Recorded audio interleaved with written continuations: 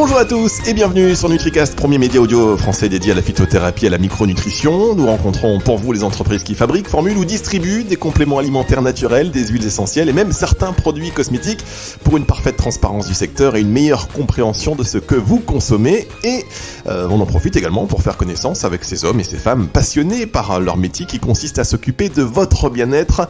L'émission d'aujourd'hui est consacrée à la gémothérapie et nous en parlons avec Alexis Touillaro, formateur naturopathe et responsable de marché pour le laboratoire Elpac, plus connu sous la marque commerciale de Saint-Hilaire. Bonjour Alexis. Mais bonjour Fabrice, merci de me recevoir ici. J'hésite un petit peu parce que je voulais pas me tromper dans les touches puisque nous sommes également avec Céline Ovette, naturopathe à Marc-en-Barœul. Bonjour Céline. Bonjour. Voilà, je me suis pas trompé. Ça va Céline, je suis content de vous retrouver.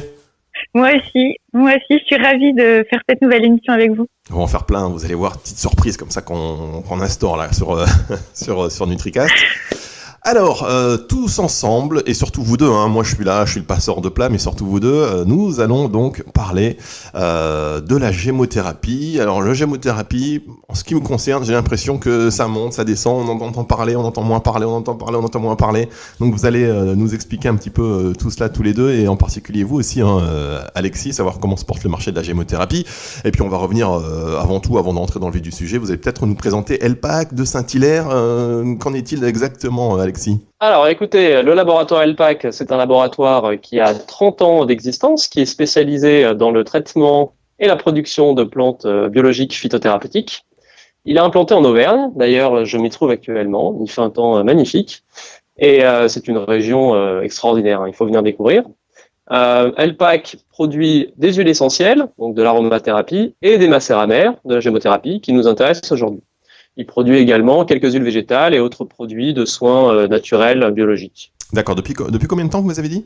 Alors le laboratoire la distillerie existe depuis 35 ans et le laboratoire sous son nom laboratoire Elpac produit de la gémothérapie depuis une quinzaine d'années environ. D'accord, très bien, depuis 15 ans. Donc on va parler ensemble, merci beaucoup pour ces précisions, on va parler ensemble donc de la gémothérapie tout de suite. On va peut-être revenir sur ce qu'est la gémothérapie, parce qu'on entend, est-ce que la phyto-embryothérapie c'est la même chose ? Pourquoi faire compliqué ? Alors écoutez, gémothérapie, c'est vrai que ça peut porter à confusion chez certaines personnes. On peut associer ça aux pierres précieuses ou aux pierres ou à la lithothérapie. En l'occurrence, il n'en est rien. La gémothérapie, c'est bien la médecine des bourgeons, qui est une des grandes familles de la phytothérapie. Une thérapeutique donc naturelle, qui est obtenue à partir de bourgeons ou de jeunes pousses de plantes, et qui vise à prévenir et ou traiter une variété de problèmes de santé. Mais c'est bien le registre de la phytothérapie. On parle de phyto-embryothérapie, on travaille sur du matériel végétal embryonnaire, c'est-à-dire les toutes jeunes pousses, les bourgeons, qui contiennent un peu tout le futur de la plante. D'accord, alors c'est vrai que la gémothérapie, on pourrait penser qu'effectivement c'est plutôt des pierres et tout ce qui concerne la lithothérapie, mais pas du tout, donc ça concerne la médecine donc des bourgeons et vous utilisez donc en gémothérapie, on utilise la partie embryonnaire de la plante, et pourquoi la partie embryonnaire ? Écoutez, c'est une partie qui est fortement concentrée en principe actif et c'est une partie aussi de la plante qui contient un peu toute l'information, toutes les cellules souches du végétal, et une certaine dimension énergétique également du fait de cette explosion de vie qui se passe chaque printemps dans les plantes au niveau botanique, dans la jeune pousse et dans le bourgeon. On va aller capter cette énergie et capter aussi la somme des principes actifs très concentrés à cette étape-là, qui est l'étape la plus intéressante pour nous en phytothérapie. Alors d'aucuns pourraient croire que la gémothérapie est une pratique assez récente, alors que pas du tout, c'est une pratique plutôt ancienne même. Alors historiquement, bien sûr, les bourgeons et jeunes pousses de plantes ont été utilisés depuis la nuit des temps sans doute. On en retrouve des traces en Europe dès le XIe, XIIe siècle.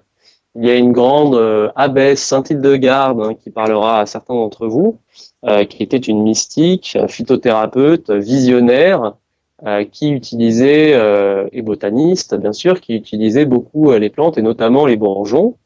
Elle a écrit un ouvrage qui s'appelle Physica, dans laquelle elle relate des utilisations de bourgeons de peupliers, par exemple, en onguent pour la peau, et également des bourgeons de sapin en sirop pectoral pour expectorer et traiter les voies respiratoires. Néanmoins, là, on a les traces écrites, mais on est à peu près sûr que les bourgeons jeunes pousses ont été utilisés depuis des siècles dans la médecine populaire naturelle. D'accord. Vous, Céline, en tant que naturopathe, je sais que vous aimez utiliser les huiles essentielles. Est-ce que la gémothérapie, c'est quelque chose que vous utilisez, que vous conseillez? Alors oui, moi dans ma pratique, j'utilise la gémothérapie de plus en plus, moins que les huiles essentielles, c'est vrai. Mais c'est vrai que l'avantage de la gémothérapie, c'est qu'on va pouvoir l'utiliser chez tout le monde puisqu'il n'y a pas de contre-indication particulière. Donc c'est ça aussi son intérêt. On va pouvoir l'utiliser aussi bien chez des enfants que chez des personnes qui vont être, on va dire, médicamentées. Donc ça, c'est vraiment un avantage indéniable par rapport, par exemple, aux huiles essentielles qui vont avoir beaucoup de contre-indications, par exemple. D'accord. Vous confirmez, Alexis? Je confirme tout à fait, et c'est très intéressant. On voit quand même un usage de plus en plus répandu de la gémothérapie pour sa simplicité d'utilisation, pour le peu de contre-indications, mais également aussi pour son efficacité. On a une phytothérapie qui est concentrée, qui en plus est locale, puisqu'on parle de plantes, d'arbustes, d'arbres qui sont de nos terroirs. Nous, on produit toutes nos références en France, et qui vont avoir une action peut-être, je dirais, un petit peu plus profonde et lente parfois aussi que l'aromathérapie.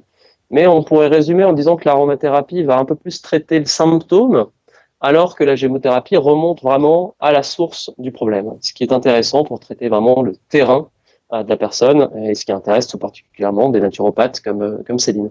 Alors justement, est-ce qu'on peut mixer les deux? Parce qu'il y en a un qui va agir vraiment sur le symptôme et l'autre qui va agir plus en profondeur. Est-ce qu'on peut associer les deux? Alors non, je vais pas forcément associer les deux. Ça va dépendre, on va dire, de la problématique de la personne. Par contre, ce qui est très intéressant avec la gémothérapie, c'est qu'on va agir à la fois.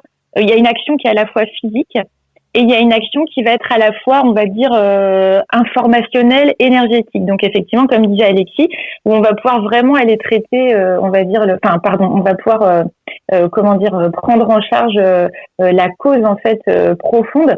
Du dysfonctionnement, par exemple. Attention, donc parce que vous avez dit traiter, j'ai vu que vous êtes repris, oui, je sais que vous êtes à... Oui. Je suis très à cheval sur les mots et là, vous voyez, je me suis piégée toute seule. Oui, j'ai vu, j'ai failli mettre une petite musique. Non, mais donc effectivement, donc c'est vrai que la gémothérapie, on a vraiment une action qui est très complète. Ça va être le cas aussi avec les huiles essentielles, mais je trouve que l'action est plus subtile au niveau de la gémothérapie. Mais effectivement, ça n'empêche pas une véritable action avec vraiment des améliorations très sensibles qu'on peut noter sur son utilisation. Il y a vraiment aucun souci, ça fonctionne. D'accord, en tout cas, donc pas d'association pour vous, mais en fonction du client, vous allez aller vers telle ou telle, Oui. On va dire, type de phytothérapie différente. Thérapeutique. Voilà. J'ajouterais aussi quand même pour nos auditeurs que l'aromathérapie s'utilise sous beaucoup de formes. On peut utiliser l'aromathérapie, les huiles essentielles par voie interne, mais tout aussi bien par voie externe, cutanée, par voie olfactive, l'olfactothérapie. Mais également encore pour des usages contrôlés par des cliniques ou des médecins ou des pharmacies sous forme de gélules, sous forme d'ovules, pour de la voie rectale ou orale. La gémothérapie, elle, s'utilise uniquement par voie orale. On dilue quelques gouttes du macérat-mère dans un fond de verre d'eau qu'on va boire. Et cette utilisation en voie interne, je dirais, rend possible quand même son association avec d'autres thérapeutiques ou d'autres usages. Donc pour moi, il n'y a vraiment pas de contre-indication à utiliser les deux, mais on n'aura pas le même objectif. Encore une fois, avec la gémothérapie, je crois qu'on aura un objectif de résolution un petit peu plus profonde, long terme, de causes profondes de déséquilibre, alors qu'avec les huiles essentielles, l'aromathérapie, on pourra traiter peut-être un peu plus rapidement, par exemple, de la petite bobologie externe ou des petits problèmes digestifs ou des petits problèmes de stress passager avec l'olfactothérapie, par exemple. D'accord. Et alors, comment se retrouve le consommateur qui a envie de prendre des compléments alimentaires? On lui dit, compléments alimentaires sous forme de gélules, la phytothérapie, on va dire, classique, et la gémothérapie. Bon, alors, encore, l'aromathérapie, c'est encore autre chose, mais pour bien différencier les deux, ou pour que le consommateur puisse s'orienter plus vers la gémothérapie, ou alors une forme plus classique de compléments alimentaires, comment il s'y retrouve? Bon, je dirais en phytothérapie, il existe un peu tout et n'importe quoi. Si vous prenez des gélules de poudre de plante, il y a quand même un niveau de concentration en principe actif qui est assez faible. Après, vous pouvez avoir des gélules d'extrait de plantes qui sont quand même concentrées en principe actif. Néanmoins, la gémothérapie va être une forme liquide hautement concentrée, donc quand même plus active. Maintenant, on peut utiliser aussi des utilisations type herboristerie, donc tisane. On aura aussi bien évidemment les bénéfices des plantes.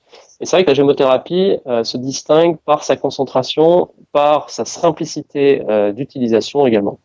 Donc, ce qui en fait quand même une proposition assez intéressante pour le consommateur, d'autant que les prix ne sont pas exorbitants et que le produit, en tout cas pour ce qui nous concerne, est 100% naturel et biologique. D'accord, alors on n'a pas parlé alors je sais pas si c'est important ou pas, mais on n'a pas parlé du médecin qui aurait découvert la gémothérapie récemment, enfin dans les années 60, le médecin belge Paul-Henri. Ouais, docteur Paul-Henri. Alors effectivement, moi je suis parti des racines de l'historique avec un peu de garde. Ouais, alors effectivement, on a ce médecin, ce docteur Paul-Henri, qui a véritablement conduit des travaux d'envergure sur le matériel phytothérapeutique embryonnaire, donc qui a développé le protocole de fabrication. Donc la macération lente du bourgeon de la jeune pousse dans un mélange d'eau, d'alcool et de glycérine. C'est exactement comme ça qu'un laboratoire comme Alpac produit la gémothérapie aujourd'hui, mais également d'autres. Et je dirais qu'il a quand même démocratisé la technique et l'a énormément documenté. Quand on regarde aujourd'hui dans la littérature sur la gémothérapie ce qui existe, et également dans les supports de formation, on se rend compte que beaucoup de choses viennent de ces travaux effectivement développés en Belgique dans la deuxième partie du XXe siècle. D'accord, donc la gémothérapie, c'est donc la médecine embryonnaire, voilà, la médecine des bourgeons. Alors, est-ce qu'on peut dire le mot médecine? Vous, Céline, vous êtes confortable avec ce mot? Non, pas du tout. Bah non, parce que nous, vous savez, mais en tant que naturopathe, effectivement, tout le lexique qui appartient au médical, on n'a pas le droit de l'utiliser, ou en tout cas avec beaucoup de précautions. Donc, moi, je n'utiliserai pas le terme de médecine. Moi, je considère que c'est un outil de plus que j'ai à ma palette, au même titre, voilà, que l'aromathérapie, la phyto, enfin toutes les techniques réflexes, etc. C'est un outil que j'ai dans ma palette de naturopathe. Et en fonction de la personne que j'ai en face de moi et de sa problématique, je vais aller choisir voilà, ce qui me semble le plus adapté. Mais moi, je n'utiliserai pas ce terme. Vous, Alexis, en plus, vous êtes naturopathe aussi de formation. Oui, c'est vrai que bon, j'ai peut-être eu un petit biais ici du fait de mon quotidien. Aujourd'hui, moi, je suis responsable du marché suisse pour Alpac. Je suis formateur de pharmaciens, de droguistes, mais également d'élèves naturopathes. Et on est dans un pays en Suisse qui est quand même plus libéral quant au cadre réglementaire, et puis surtout qui a développé une approche très complémentaire entre la médecine conventionnelle, donc la médecine naturelle, qui n'hésite pas à parler donc de médecine naturelle et de médecine des bourgeons pour la gémothérapie, mais sans du tout empiéter sur le terrain de la médecine conventionnelle, allopathique par exemple. En revanche, je connais effectivement le cadre réglementaire français dans lequel baignent les naturopathes et qui font très bien leur boulot en rappelant donc aux consommateurs qu'ils ne sont pas médecins mais qu'ils sont naturopathes. Donc oui, je dirais il faut prendre des gants dans la pratique, il faut faire attention. Néanmoins, il faut quand même parler de la réalité des choses. On est sur des produits qui sont actifs et qui sont même particulièrement concentrés pour les macères amères, qui donnent des résultats thérapeutiques. Donc voilà, je comprends le point de vue de Céline. Maintenant, le mien est peut-être un petit peu plus intégré dans un contexte suisse qui intègre un peu plus les deux, sans doute, à différents niveaux. C'est vrai que la naturopathie en Suisse, dans d'autres pays aussi, mais en Suisse, elle est plus intégrée à la médecine traditionnelle. Il y a des couloirs et des liens qui se font naturellement. Et c'est vrai que Céline, c'est plus sur un regard effectivement hexagonal, avec un respect de la réglementation qui est aussi important à date d'aujourd'hui pour faire évoluer ce statut de naturopathe et peut-être à terme arriver à ce qui se passe en Suisse aussi, avec des vrais liens entre les deux activités et les deux domaines. Voilà. Mais en tout cas, c'est bien. Merci en tout cas d'Alexis d'avoir reprécisé effectivement votre vision qui est plus globale, peut-être avec des droits différents aussi en Suisse. Céline, vous devriez faire un tour en Suisse, je pense. Oui, Très bien, j'ai quelques contacts. hein. Je travaille avec quelques sociétés. Et en plus, voilà, Alors, il faut aussi distinguer, pardon Fabrice, ce qu'on aura le droit, je dirais, de dire ou d'écrire, voilà, formellement par écrit sur des étiquetages de produits ou sur des blogs ou sur des sites internet, et ce que derrière des acteurs de santé, comme Céline, comme bien d'autres, des infirmiers, des praticiens, des thérapeutes, mais également des médecins, ce que eux vont pouvoir dire par oral à leurs clients. C'est sûr que quand vous êtes en face de Céline et que vous recevez un conseil sur la gémothérapie, vous pouvez être quand même assez confiant, et je dirais qu'à ce moment-là, vous pouvez quand même parler de vos troubles sans dire, je dirais, prendre les mesures de précaution que vous prendriez par écrit. Évidemment, on ne va pas écrire sur un flacon de gémothérapie va soigner votre cancer, ça on est bien d'accord. Mais il y a une différence entre l'automédication et ce qu'on pourra écrire donc sur le flacon pour que la personne se soigne toute seule, et j'irai une personne qui va venir consulter quelqu'un de compétent et ce que cette personne-là pourra lui dire à ce moment-là. Bien, merci beaucoup Alexis pour ces précisions. On marque une toute petite pause et on revient tout de suite.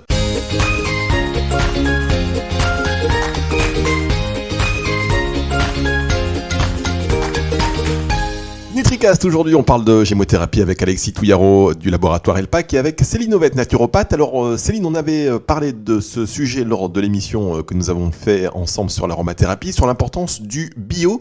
Est-ce que c'est aussi un critère important en ce qui concerne la gémothérapie ? Oui, compte tenu de la concentration, on va dire, de plantes qu'il faut pour produire effectivement le produit final, et ben forcément, si les plantes ont été traitées aux pesticides, ces pesticides vont se retrouver de par la concentration dans le produit. Donc moi, c'est vrai que j'insiste toujours, quand on est dans une démarche bien-être et qu'on veut prendre soin de sa santé, ben c'est le premier réflexe, c'est effectivement d'aller vers des produits bio. Surtout quand ils sont concentrés comme cela, pour avoir un produit qui soit bon pour sa santé et pas qui apporte des éléments nocifs. Oui, Alexis, du coup, on se pose la question sur les produits que vous proposez, est-ce qu'ils sont bio ? Oui, bien sûr, ils sont bio. Et c'est vrai que là, je suis tout à fait d'accord avec Céline, je la rejoins, c'est dans l'intérêt du consommateur, de sa santé, mais c'est aussi dans l'intérêt de l'environnement, de la terre tout simplement. Et c'est vrai que chez Elpac, la philosophie, c'est vraiment le bio, le durable, le local. La gémothérapie, elle concentre ces trois objectifs. Elpac ne produit que des produits bio et agréés donc par EcoCert pour l'ensemble de ses produits, mais également produit des produits de gémothérapie locaux. Quasiment tous les bourgeons ou jeunes pousses vont pousser en Auvergne, et ceux qui ne poussent pas en Auvergne, je dirais qu'ils pousseront dans un grand quart sud-est français. Donc ce sont des plantes auxquelles je dirais, les consommateurs cibles, les clients, les patients, vont répondre aussi, parce que leur organisme va être un peu plus en affinité avec ces plantes-là locales qu'avec des plantes qui viennent de l'autre bout de la planète et qui sont transportées parfois à grands frais aussi et avec beaucoup de ressources. On parle du sourcing des plantes, on est en plein dedans. Comment donc vous dites la grande partie des plantes que vous utilisez sont situées donc en Auvergne, vous êtes dans une région magnifique. Comment ça se passe ? Parce que moi j'aime bien les détails, moi en fait, quand on parle du sourcing des plantes, surtout vous qui êtes donc fabricant, j'aime bien les détails. Est-ce que vous allez à une heure précise, à une saison ? Bon, j'imagine les bourgeons c'est plutôt au printemps, mais expliquez-nous un petit peu dans le détail, faites-nous voyager. Alors, je vais vous faire voyager. C'est vrai qu'on a un territoire qui est magnifique, la Haute-Loire, dans la région auvergnate. C'est une région qui est très préservée aussi au niveau environnemental. On a beaucoup d'espaces naturels qui sont préservés. Donc, la gémothérapie, c'est un peu particulier parce qu'on ne cultive pas les plantes ou les arbres qui vont permettre de produire. C'est du sauvage. Donc, on est sur du bio sauvage. Alors, comment ça se passe ? Ce sont des espaces naturels qui sont validés par un organisme de contrôle, donc en l'occurrence EcoCert, qui réalise des prélèvements sur des sites qui sont répertoriés par nos soins. Et sur ces sites répertoriés par nos soins, on a un réseau de cueilleurs, qui sont des cueilleurs soit professionnels, ils font que ça, soit associatifs, ils font ça de temps en temps, et ils se rendent effectivement sur les sites régulièrement pour aller prélever de la matière végétale sur des arbres ou des arbustes qui sont vivants, qu'on ne va pas couper derrière. Et évidemment, ils vont y aller à une période de l'année bien définie. Donc là, on a pour chaque référence, pour chaque produit, plante, on a une signalétique assez précise sur le stade de maturation du bourgeon ou de la jeune pousse pour qu'on puisse cueillir le matériel végétal au moment où vraiment il est le plus dynamique, le plus concentré. Et évidemment, ça va varier un petit peu en fonction de l'année, de la saison, du climat, etc.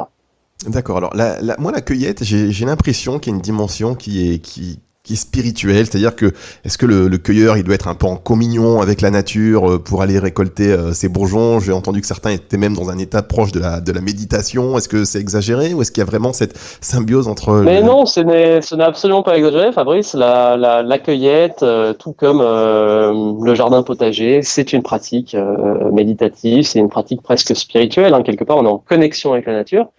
J'invite les auditeurs éventuellement à aller voir la vidéo qui a été réalisée sur une de nos cueilleuses qui cueille les jeunes pousses de sapin en forêt avec une lumière filtrante absolument magnifique. Et qui est là avec son chien, attentive à vouloir cueillir les plus belles jeunes pousses sur des jeunes sapins. C'est magnifique, c'est un moment effectivement de communion. Et ce moment quelque part va être retranscrit au niveau énergétique dans le produit fini. C'est sûr que quand on fait les choses en conscience, dans des environnements préservés, dans des environnements qui sont beaux, on peut se dire quelque part que le produit va être encore plus actif sur le plan justement énergétique. Et ça, c'est une dimension quand même aussi importante en gémothérapie. Ça, c'est vrai, vous l'avez dit, le mot en conscience, faire les choses en conscience, ça a aussi des répercussions sur l'efficacité d'un produit. Je suis sûr que vous partagez cette pensée, Céline. Alors oui, c'était ce à quoi j'étais en train de penser, c'est que moi je dis toujours, quand on fait les choses, il faut les faire avec attention et l'intention qu'on y met est aussi importante. C'est valable pour tout, mais aussi effectivement, là dans le cadre de cette cueillette, et j'ai vu ce film dont Alexis parle, qui est effectivement très très beau, et on voit effectivement tout le soin qui est apporté à essayer de choisir les bourgeons, de prendre ceux d'une certaine taille et pas les autres, etc. pour essayer de produire un concentré de gémothérapie qui soit le plus efficace possible. Et dans la vie, mettre l'attention et l'intention dans ce qu'on fait, c'est très important. Effectivement, donc moi je pense que même nos auditeurs partagent un petit peu ce point de vue. Et alors il y a aussi ce lien entre la gémothérapie, donc les bourgeons et l'effet que ces bourgeons peuvent avoir sur notre organisme, et puis l'effet qu'ils ont aussi sur les arbres. Alexis, vous voulez développer ou... L'effet qu'ils ont sur les arbres, c'est-à-dire, vous pouvez préciser la question. C'est-à-dire que, vous savez, on dit, oui, est-ce que la gémothérapie c'est efficace, quel est le lien? On a ces arbres qui sont des manifestations évoluées de la vie, qui peuvent pas bouger et qui sont dans des conditions climatiques extrêmes, et changeantes selon les saisons. Et donc, ils agissent comme des capteurs et des régulateurs. Et donc, au moment de l'ouverture des bourgeons au printemps, une information circule tout au long de l'arbre, et donc les capteurs de l'arbre interroge cet environnement. Est-ce que c'est quelque chose qui vous parle, ça?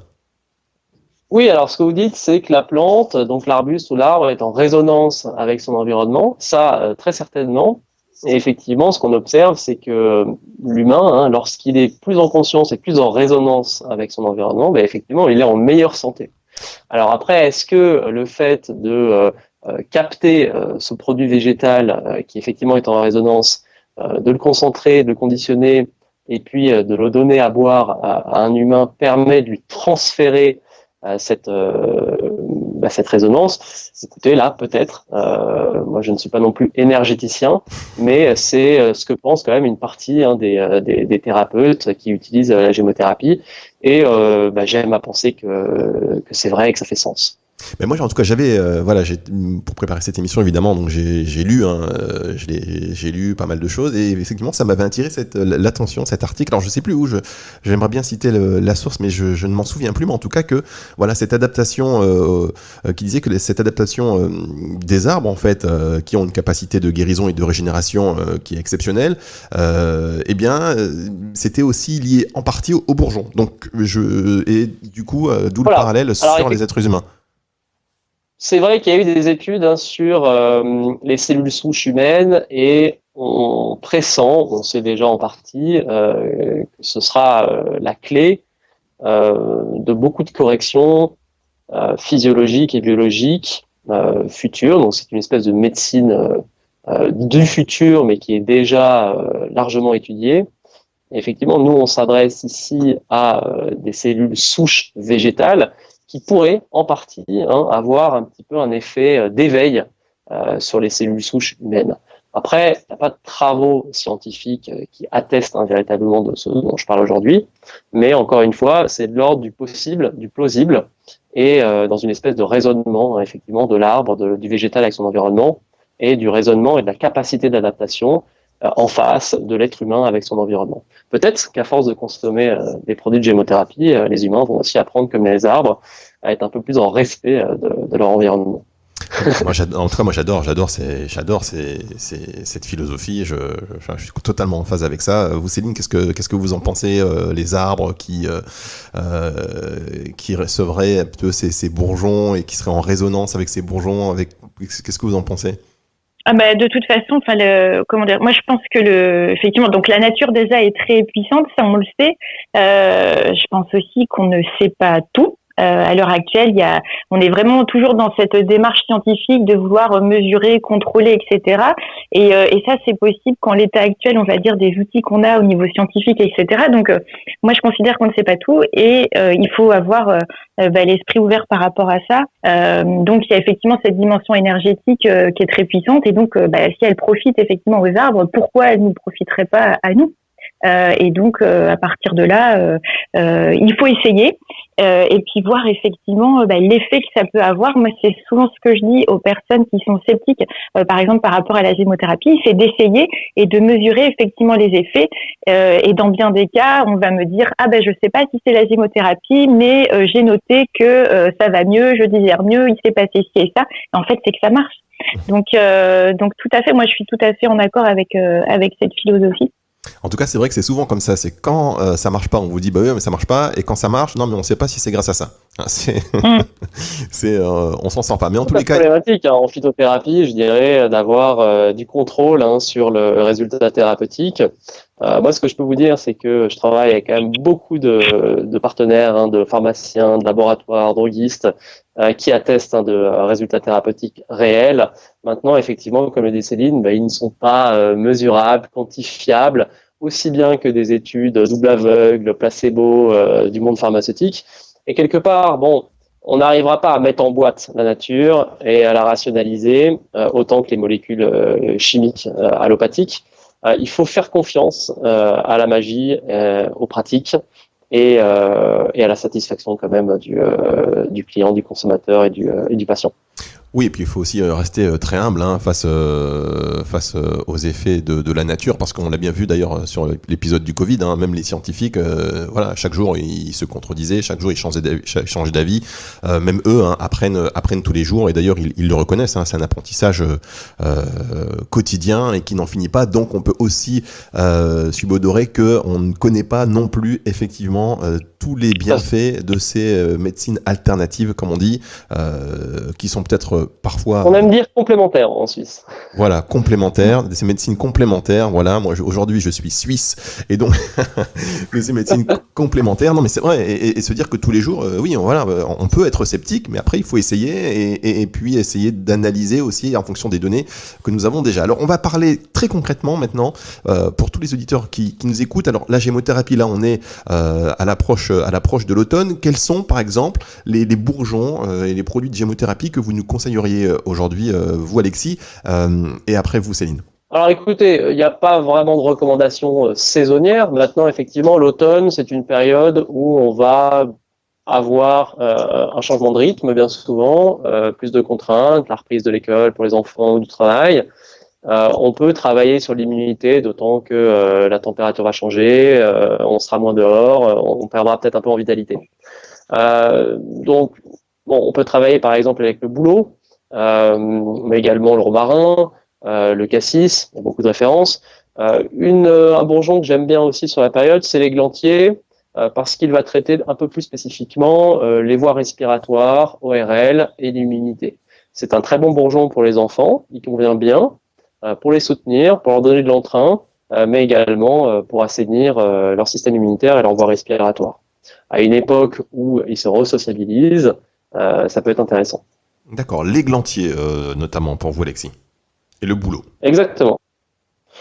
Oui, alors le bouleau, effectivement, ce ne sera pas spécifique de la saison de l'automne, ce sera plutôt au printemps, donc, mais bon, le printemps suivra l'hiver qui suit lui-même l'automne. Vous retombez toujours sur vos pieds, hein. Voilà, le bouleau, si vous voulez, c'est un bourgeon de drainage doux, profond, mais également de reminéralisation.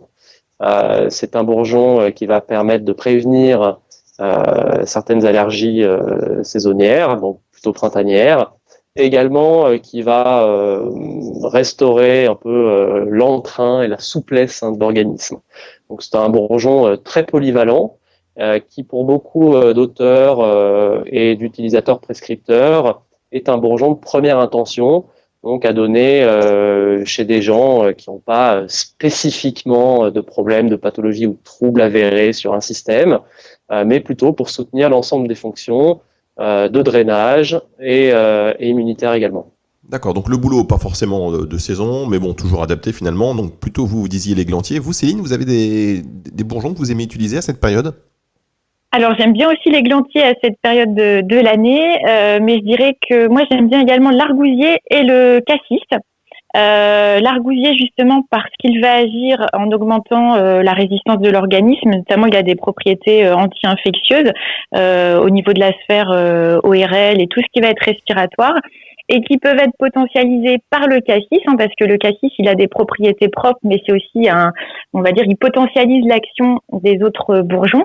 Et donc le cassis qu'on va pouvoir utiliser notamment en cas de fatigue.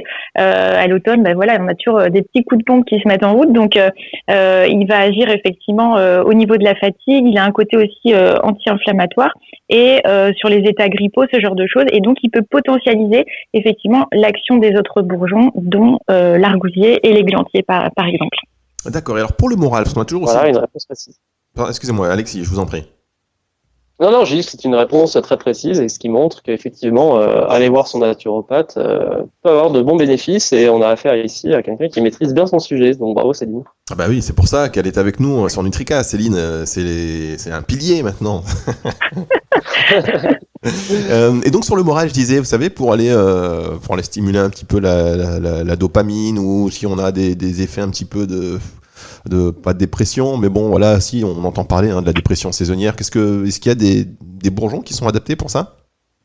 Oui, alors tout à fait. Moi, j'aime beaucoup le romarin. Le romarin, je l'appelle souvent le ginseng européen, parce que c'est vrai que le ginseng en phytothérapie complément alimentaire est très connu, mais c'est une plante qui vient de l'autre bout de la planète, en l'occurrence d'Asie. Le romarin, c'est un tonique. C'est également un grand stimulant du foie. On sait que beaucoup de fonctions passent par le foie, des fonctions de drainage, des fonctions immunitaires, des fonctions aussi d'assainissement de la formule sanguine, pour des gens par exemple qui ont des excès de cholestérol. Donc c'est un bourgeon qui est à la fois un bon draineur, un bon antioxydant, et qui à la fois va mettre ce petit coup de pouce, ce petit effet tonique. Il a même un léger effet sur le système hormonal. Donc c'est une très bonne plante. Je dirais qu'à partir de 40, 50, chez l'homme ou chez la femme, ça peut être un bourgeon effectivement qui soutient bien l'ensemble des fonctions et qui donne un petit peu plus d'énergie, de vitalité. En plus, c'est délicieux. 40, 50 ans ou 40, 50 euros? À partir de 40, 50 Ah non, 40, 50 ans, pardon. Non, c'est bien moins de 40, 50 euros, rassurez-vous. Non, je plaisantais. Alors, et est-ce qu'on peut les mettre, les associer, voilà, est-ce qu'on peut nous-mêmes, est-ce que, comme avec les huiles essentielles, est-ce qu'en gémothérapie, on peut faire un petit peu nos combinaisons? Alors tout à fait, c'est ça qui est intéressant. La préparation d'un complexe est relativement simple, vu qu'on associera simplement le bourgeon A et le bourgeon B. Les laboratoires comme Elpac, mais d'autres, proposent des formules toutes faites, qui sont simples pour le consommateur qui va venir acheter ces produits-là sans conseil ou avec peu de conseils. Maintenant, avec un naturopathe ou un médecin ou un autre prescripteur, vous pourrez faire vraiment de la haute couture phytothérapeutique, je dirais. C'est-à-dire vraiment retenir les bourgeons les plus adaptés, mais également les heures de prise les plus adaptées. Si on utilise le romarin, par exemple, en association avec le bouleau pour faire un drainage un petit peu hépato-rénal d'organisme, il sera intéressant de mettre le romarin plutôt le matin, qui est un tonique, et le bouleau plutôt le soir, qui n'est pas un produit strictement parlant, je dirais, calmant, mais qui va être plus adapté à ces périodes-là de la journée. D'accord. Vous, Céline, est-ce que vous faites aussi en fonction de vos clients, vous préconisez certaines synergies? Vous les faites comme ça, c'est du sur-mesure? Alors, moi, en général, j'essaie toujours de faire en sorte que ce soit simple pour la personne qui vient, parce que c'est vrai que souvent, on doit travailler déjà la réforme alimentaire, etc. Donc, moi, je vais plutôt aller utiliser des complexes qui vont déjà être tout prêts. Pour le coup, c'est vrai, parce que des fois c'est un peu compliqué quand il y a trop de choses pour eux. Donc leur faciliter la tâche avec des complexes déjà tout prêts, et donc il y en a aujourd'hui avec des indications bien spécifiques, par exemple la ménopause, le sommeil, etc. Donc je vais plutôt aller utiliser ça pour simplifier la vie de la personne qui me consulte. Mais sinon, moi personnellement, je vais faire ma petite tambouille personnelle, c'est vrai, pour vraiment aller optimiser et chercher. Après, si je sens que la personne est intéressée et que elle a envie d'en apprendre plus et que je sens qu'elle est prête à faire l'effort, je vais pouvoir lui conseiller de faire les associations elle-même, mais j'avoue que dans la majorité des cas, j'ai plutôt utilisé des complexes tout prêts. D'accord. Alors vous, Alexis, chez Elpac, est-ce que vous avez des unitaires uniquement? Est-ce que vous avez des complexes? Écoutez, on produit une cinquantaine de références en gémothérapie, ce qui est beaucoup, et on propose évidemment donc les bourgeons unitaires, donc le cassis, le figuier, le tilleul, etc., et une vingtaine de complexes qui s'appellent HELP, et qui effectivement sont des solutions très pratiques, parce que effectivement on va pouvoir les prendre 1 ou 2 fois par jour sans se poser de questions sur je dirais la composition de ces complexes. Et effectivement, ces complexes auront aussi une indication, HELP sommeil, HELP sinus, HELP stress, donc qui est facile quand même à retenir et à utiliser pour le consommateur, tout à fait. Et vous êtes bon quand même, Elpac, les complexes HELP, facile à retenir, c'est bien, c'est des mots techniques, c'est top. Facile à retenir, puis en plus ça vous HELP quelque part. Voilà, c'est ça, ça vous HELP. Au niveau de la posologie, comment c'est quoi, et de la galénique, donc ce sont des gouttes, c'est plutôt quoi? C'est des cures de 15 jours, d'un mois, comment vous le conseillez? Alors tout est possible. Avec la gémothérapie, effectivement, il y a assez peu de contre-indications, bien qu'on va développer un peu cette partie-là. La posologie usuelle, c'est une quinzaine, une vingtaine de gouttes par jour pour un adulte, qu'on va pouvoir répartir en une prise ou en plusieurs prises. On va toujours diluer le macérat mère dans un fond de verre d'eau et le prendre donc par voie interne. Pour les enfants, pensez à un fond de jus de pomme, par exemple, pour pas qu'ils ressentent le goût de l'alcool. En général, ils n'aiment pas. Et effectivement, les cures peuvent durer 2, 3, 4 semaines, mais je dirais qu'elles peuvent aussi être prolongées. Une personne, par exemple, de plus de 60 ans avec des douleurs osteo-articulaires rhumatismales, pourra utiliser, par exemple, du bourgeon de cassis associé à du bourgeon de vigne et le prendre au long cours. Et quand je dis au long cours, il pourra en prendre quasiment tout le temps. Le fait est qu'il faut quand même respecter des petites fenêtres thérapeutiques, c'est-à-dire des petites pauses entre les cures. Mais il n'y aurait pas de contre-indication à en prendre très régulièrement, voire tout au long de l'année, s'il y a bénéfice. Ok, alors moi je vois quand même une petite contre-indication, si vous me permettez, Alexis. En fait, j'en vois 2. Il y a de l'alcool, donc puisque c'est les plantes qui sont macérées dans de l'alcool. Est-ce que si on a des problèmes de foie ou par conviction religieuse ou conviction tout court, on ne prend pas d'alcool? Est-ce que c'est un frein? Alors effectivement, là j'étais pas dans la partie contre-indication. Il y a quand même quelques contre-indications et quelques précautions d'usage en gémothérapie. La première, je dirais que pour moi, c'est inutile pour les enfants de moins de 3 ans. Il n'y a pas vraiment de sens à leur donner des produits phytothérapeutiques. Et effectivement, il y a un peu d'alcool dans le produit, donc c'est une exposition un peu précoce à l'alcool. Comme vous le dites, des gens de confession, par exemple musulmane, qui ne voudraient pas consommer d'alcool, ne peuvent pas prendre de la gémothérapie avec alcool. Maintenant, il existe aussi des formes de gémothérapie sans alcool pour ces gens-là. Les femmes enceintes pourraient également ne pas avoir envie de consommer d'alcool, tout comme par exemple les alcooliques sevrés. Un alcoolique sevré, c'est vrai que la moindre exposition à un produit alcoolisé peut potentiellement être dangereuse. Donc l'alcool, effectivement, est une composante à prendre en compte. Maintenant, je dirais que la dose d'alcool absorbée est très faible. Quand on parle de 15-20 gouttes par jour pour un adulte, c'est moins d'1 millilitre d'un produit qui est à 32% du volume d'alcool. Moins d'1 millilitre, c'est un 20e de verre de vin, par exemple. D'accord, donc c'est bien effectivement de le repréciser, parce que je suis sûr que nos auditeurs y ont pensé, parce qu'on parle de macérat, donc c'est bien de le repréciser. Et d'ailleurs, merci pour cela, Alexis. Vous, Céline, c'est quelque chose aussi que vous préconisez, enfin que vous précisez à vos clients, j'imagine? Oui, tout à fait. Après, c'est vrai que comme le disait Alexis, c'est tellement, la dose elle est minime et puis en plus on la dilue bien dans l'eau, donc. Voilà, sincèrement, moi, j'ai jamais eu de cas de personnes à qui je ne pouvais pas conseiller la gémo.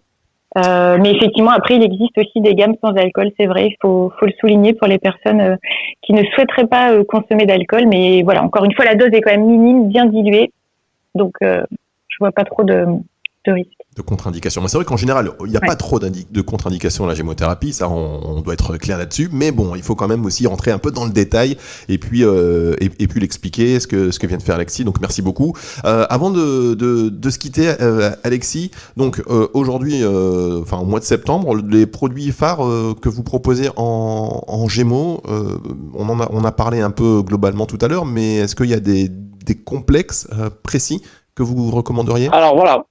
Tout à fait. Là, effectivement, je me rends compte que l'utilisation complexe plaît à Céline et puis qu'effectivement, c'est peut-être plus simple aussi pour certains de nos auditeurs. Alexis, si vous plaisez à Céline, vous allez voir, c'est dans la région du Nord, vous allez avoir, ça va clignoter en rouge. Hein. Vous allez non, nous avons le Help Resist, par exemple, qui est une association de bourgeons, effectivement, qui vont soutenir l'immunité, donner un peu d'énergie et aussi pouvoir contrer certaines formes de déprime saisonnière passagère. Je prolonge juste un tout petit peu sur les contre-indications, parce qu'on a parlé de l'alcool, mais il y a quand même 2-3 autres contre-indications en gémothérapie. Il faudra faire attention aux bourgeons à composants hormone-like sur des cas de cancer hormonodépendants ou chez la femme enceinte. On peut citer comme ça les rênes ou le framboisier, il y en a quand même 2-3 autres. Certains bourgeons sont très diurétiques. L'ensemble des produits de gémothérapie sont quand même des produits relativement diurétiques, mais certains plus particulièrement d'autres, comme par exemple le genévrier. Là, on fera attention en cas d'insuffisance rénale avérée, par exemple. Et certains bourgeons sont également fluidifiants. Donc, il faudra faire attention en cas de traitement associé de médicaments hypocoagulants ou fluidifiants. Donc, voilà quelques exemples de contre-indications. Maintenant, je pense qu'on peut résumer en disant s'il y a un doute chez un client qui veut essayer la gémothérapie, qui veut commencer un traitement sans forcément aller chercher de conseils de spécialistes, on peut démarrer avec des posologies plus basses que la posologie moyenne préconisée. On peut tout à fait commencer une cure avec 5 gouttes par jour, même s'il y a des traitements médicaux autour. Là, on ne prendra pas les risques qui peuvent exister, même les risques que j'ai soulignés qui sont un peu spécifiques ici. D'accord, écoutez, merci beaucoup Alexis Touillaro, donc formateur naturopathe et responsable de marché pour le laboratoire Elpac, et on connaît donc plus précisément laboratoire Elpac avec la marque de Saint-Hilaire. Merci beaucoup Alexis. Mais écoutez, merci à vous Fabrice, c'était un plaisir. Merci Céline aussi pour ces échanges. Et merci beaucoup. Merci Céline. Merci beaucoup. On se retrouve très bientôt sur NutriCast, émission spéciale sur la gémothérapie. Si vous avez des questions, vous n'hésitez pas à travers les réseaux sociaux ou directement via notre site nutricast.fr. Émission à commenter, à écouter et évidemment à partager. Je vous dis à très bientôt sur NutriCast.